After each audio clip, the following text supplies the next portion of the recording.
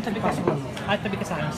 So yun talaga yung pinaka-first acting project mo ever? Yep, first ever. As in, super blessing nga kasi I only knew not even 24 hours before the actual show. So, tapos dumating yung script that night, mga 11 pa. Tapos yung call time 5 in the morning. So, talagang first, Sino yung tao mismo yung naging reason para pumasok ka sa show?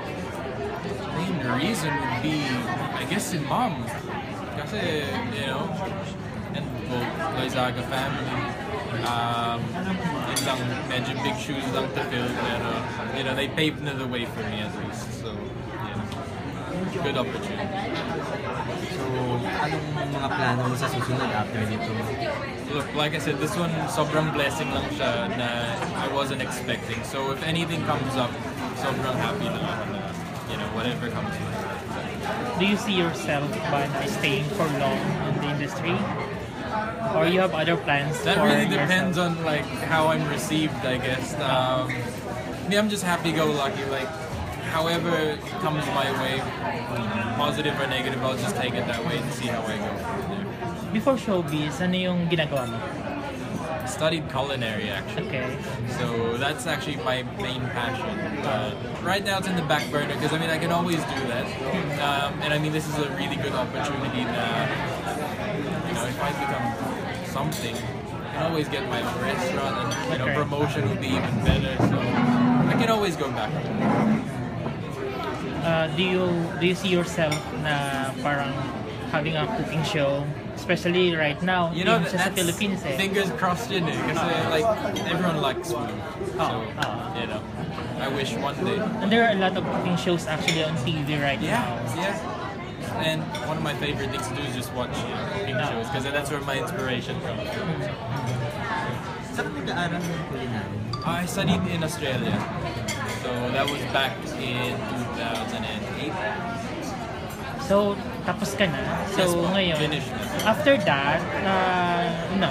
I worked just normal jobs in Australia. Like there was a point where I was selling cars, and then obviously I went here, support my family with mom and my brother here, and then I don't know, I just got thrown into this. So here I am. So, how is it so far? Kumusta Love it naman here. yung... Love it here. I mean, I was born here and I'm Filipino, so okay. you know, nothing like being at home. So. And plus the food. I have to always go back to the food. No. The only thing I ever did was when I was younger, I used to do commercials. So I know it's a bit different, but there's a little bit of similarity, but you know, no acting. Commercial dito? Yes, po. So, hindi ka naman nanibago. Everything is just fine. Learning while doing it. I think it was more the accent thing. Like, palagi kong tinatry, like, wag ka masyadong mag-accent kasi people will know you're not, you know. So I'm like, okay. Every time I play basketball outside, like with my friends, talagang ginagaya ko lang yung way of how they talk, and yung mga street slang and stuff like that. So, yeah, pretty happy with it. Okay. Di naman halata. Yeah, you look very Filipino. Thank you. Seems old, say really just. I am. Like was a few years younger. Yung mga crushes ka sa showbiz? That's the problem. Every time I turn on the TV, and dami, I'm like, kakalito. But you know, there's a lot of gorgeous women here, so another blessing, I guess, at showbiz. Pero hindi ka pa, wala kang relationship No. right now. You're single? Heartbreaker, naging heartbroken.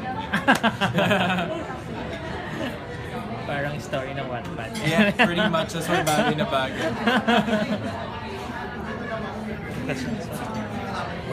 Okay na. Okay, thank you. Thank you so much, guys.